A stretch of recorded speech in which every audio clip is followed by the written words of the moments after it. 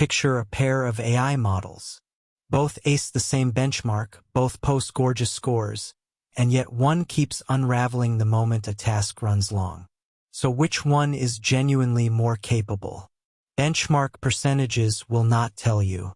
METR, an AI evaluation lab, proposed a sharper question. How long a task, measured in human working time, can a model finish reliably? They call it the time horizon, and it has reportedly been doubling roughly every 7 months.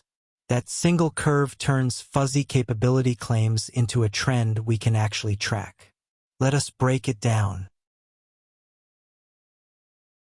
Look, the method is refreshingly concrete. METR builds a big suite of tasks, times how long skilled humans take on each, then watches how the model does. Follow the 4 steps. Start with a large library of tasks, everything from quick 2-minute lookups to messy multi-hour engineering problems. For each one, METR records how long a competent human takes to finish it. That human time becomes the ruler.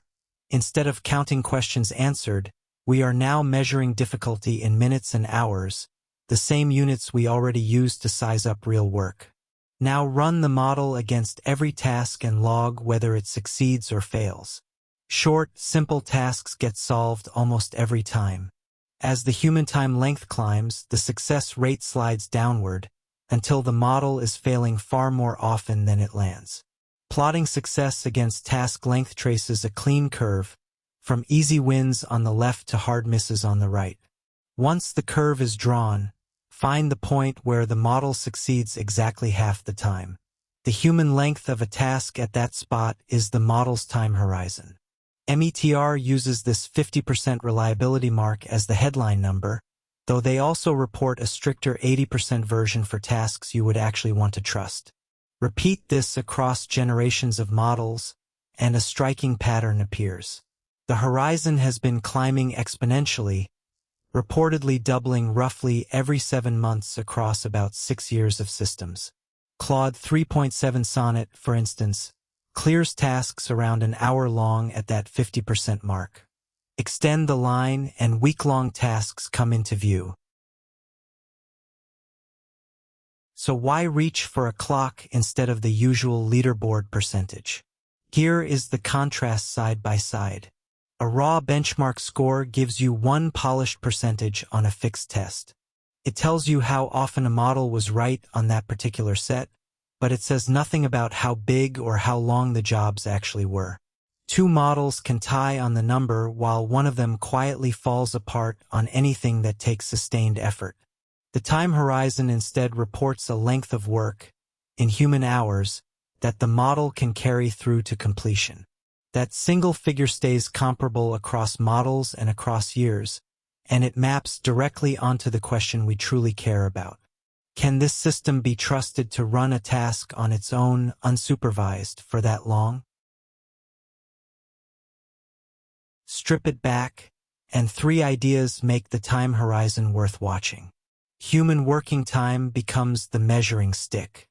By pricing every task and how long a person needs, METR turns a vague sense of capability into honest, familiar units.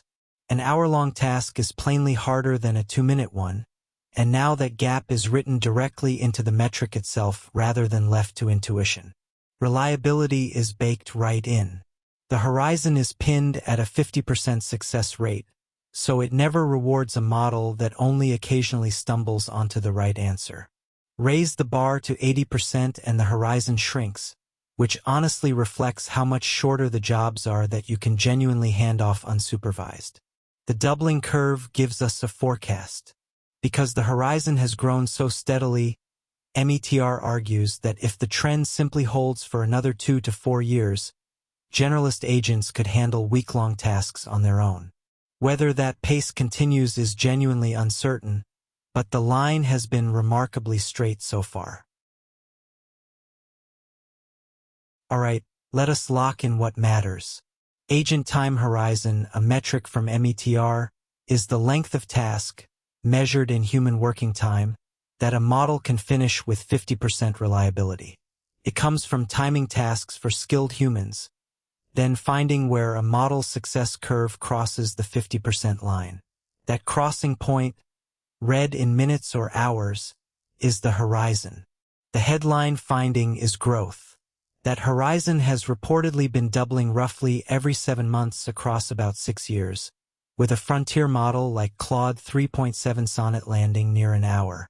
It turns fuzzy capability claims into a trend line we can track, and hints that week-long autonomous tasks may not be far off. Want more AI research decoded without the hype? Come spend a few minutes with us over at standarity.com.